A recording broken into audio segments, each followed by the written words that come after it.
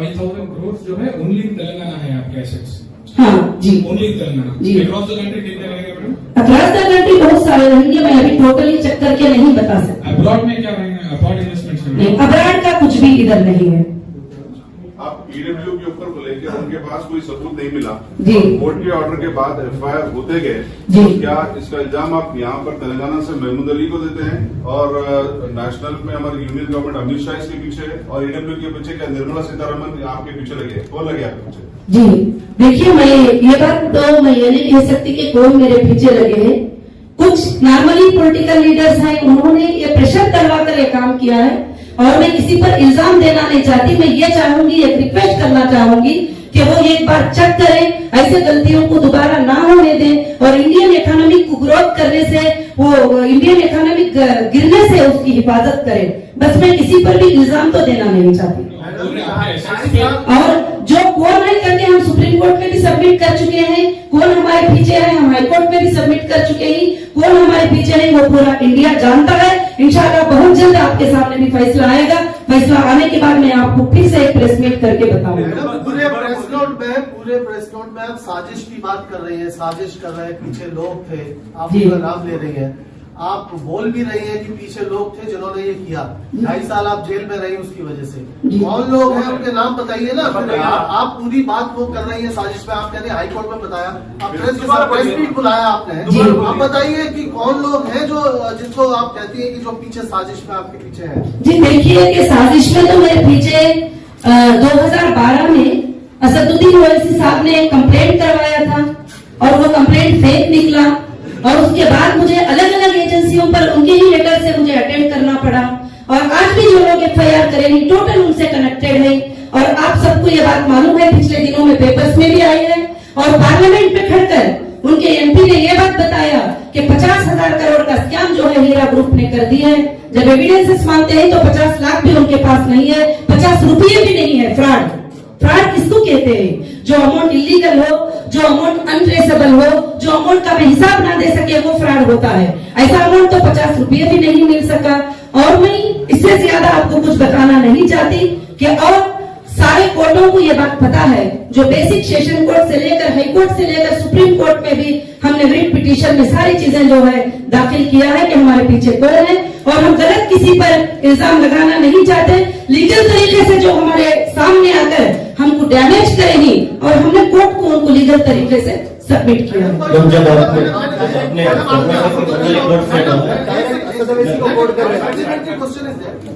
असदुद्दीन ओवैसी और उनके लोगों ने ये किया, उनके क्या इंटरेस्ट थे इसके पीछे जिसकी वजह से वो आपके पीछे पड़े हुए थे? देखिए, इंटरेस्ट तो आप देखते हैं कि जैसे हमारी टोली चौकी की लैंड है, जो बहुत बड़ी एक लैंड है, उसके ऊपर में अरेस्ट होने के बाद, ईडी के अटैचमेंट के बाद उस पर बड़े बड़े बिल्डिंग कंस्ट्रक्शन हो गए। क्यों? उनके ही एरिया में हुए। बाकी मेरे प्रॉपर्टीज बंजारा हिल में है, बाकी मेरे हाफिजेस बंजारा हिल्स में है, बाकी मेरे प्रॉपर्टीज कुकटपल्ली में है, बाकी मेरे प्रॉपर्टीज हर जगह ही। वहां पर कोई हिम्मत नहीं कर सके डोर की तरफ नजर भी उठाने की, मगर उनके एरिया में जो है वहां पर मेरे घरों में घुसे और जैसे एचएस रेसिडेंसी है और बहुत सारे जगह पर वहां पर मेरे चीजों पर जुल्म के साथ जो है उस पर प्रॉपर्टीज पर कंस्ट्रक्शन किया गया, बहुत सारे जुल्म हुए। और मैं जो अंदर जो तकलीफ पहुंची है वो मैं आपके सामने खुलकर नहीं बता सकती। जो उतनी तकलीफ मुझे 2012 से लेकर 2018 तक जो दिए और 2018 से 2021 तक जो तकलीफ को मैं फेस की हूँ वो सिर्फ मेरा अल्लाह जानता है और मैं जानती हूँ। और आप समझ सकते हैं कि एक औरत पर इतना बड़ा प्रेशर होगा तो उसके लिए कैसी तकलीफ होगी। मैडम आपका कहना है कि इसके पीछे असद साहब जी, मुझे देखो उनके पीछे मैंने कभी नहीं सोचा था कि वो मेरे पीछे होंगे, मगर उनके लीगल एफआईआर, उनका साइन, उनके डॉक्यूमेंट्स, उनके परफेक्ट चीजें देख करके, जैसे एफआईआर में कहते हैं इनको चेक करो, ये कंपनी ऐसी है, ये फ्रॉड है, फलाना है, फलाना है।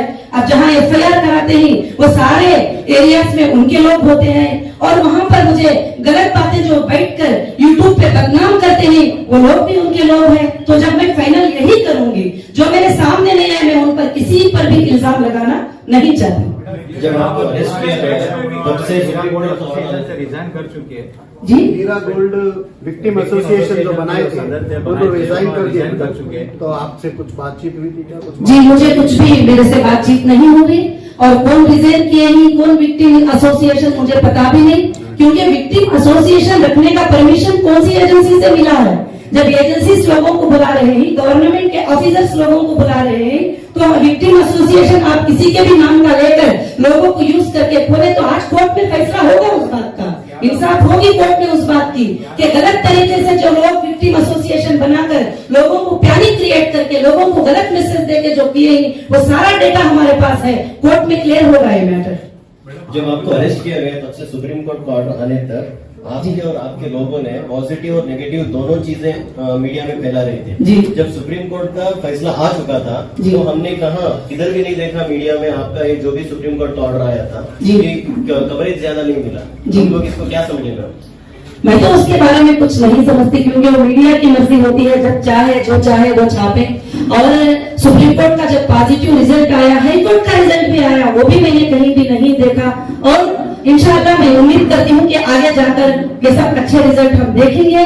और दूसरी बात, जो गिन चुनकर जो 29 लोग थे जो FIR किए हुए थे टोटल कंट्री के अंदर, और इल्जाम लगाया जा रहा था 1,72,000 इन्वेस्टर, 5,600 करोड़, ये कहां से फिगर लिया?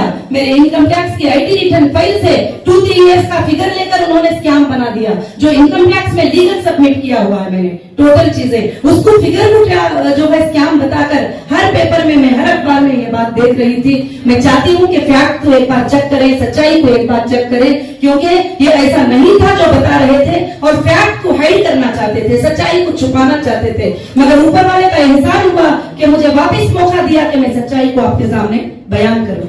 जब आप प्रेस कॉन्फ्रेंस स्टार्ट करी आपने कहा कि एक्सटॉर्शन और ब्लैकमेल कर रहे थे, हम पैसे नहीं दे तो हम जी। उनको तकलीफ देते। देखिए पिछले दिनों में काफी हमें ट्रेनिंग क्लास आए थे। मेरे आपकी बात में जी जब आप नहीं, मैं आने के बाद में मैं किसी का कॉल भी रिसीव नहीं किया, मैंने किसी से जी आप जी। अरेस्ट होने के पहले जी आप प्रेस कॉन्फ्रेंस अभी स्टार्ट किए थे, आपने कहा था कि आपको बहुत सारे ब्लैकमेलिंग एक्सटॉर्शनिस्ट जी बहुत सारे डिमांड कर रहे थे।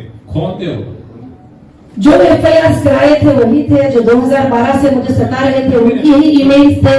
और जो है जो भी ग्रुप था वो ओवैसी साहब की तरफ से ही वो ग्रुप था जो मुझे सता रहा था, और हमेशा ट्रेडिंग कार्ड करते थे, हमें बिजनेस करने नहीं देते थे। हमारे शोरूमों में जाने के वक्त में वहां पर कुछ इस तरीके के लोग आके खड़े हो जाते थे जो हमेशा परेशान करते थे हमारे लेडीज को, हमारे स्टाफ को। हमने कंप्लेन भी किया बंजारा हिल पुलिस स्टेशन में, हमने कंप्लेन भी किया हिमायत नगर पुलिस स्टेशन में, हमने कंप्लेन किया, मगर वो कंप्लेन पे कोई भी असर नहीं होता।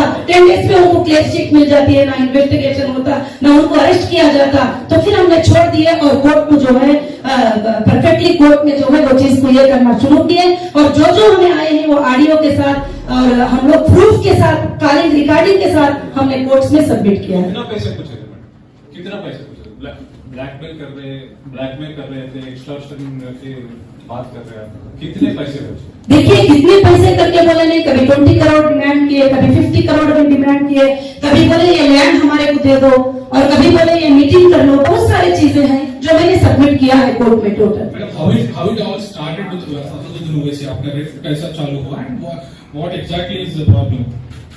मुझे नहीं पता कि वो कैसे स्टार्ट हुआ, एकदम अचानक 2012 में मुझे CCS ने बुलाया और कहा कि ओवैसी साहब ने डायरेक्टली आपके ऊपर FIR किया है, कोई और नहीं, डायरेक्टली FIR किया है। तो मैंने कहा कि वो तो हमारे इन्वेस्टर नहीं है और उनको मैं कुछ देना लेना भी नहीं है और उनका कुछ भी नहीं है, तो क्यों FIR किया है मुझे तो नहीं पता। उसके बाद उन्होंने एक इन्वेस्टिगेशन किया और करने के बाद क्लियर शीट जो है उन्होंने कोर्ट को सबमिट किया CCS ने। मैंने बोला कर लो इन्वेस्टिगेशन, मुझे कुछ भी बात नहीं है।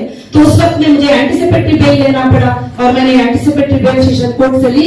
और जब से जो है आज तक भी ये मसला कहीं ना कहीं उठता आता है, मगर मैं कभी भी गलत कमिटमेंट करने वाले नहीं हूँ और कभी भी सेटलमेंटों के लिए कबूल करने वाली नहीं हूँ। मैं इंशाल्लाह लीगल फाइट करने वाली हूँ, मैं लीगल फाइट करके कोर्ट से मैं इंसाफ लेके रहूंगी।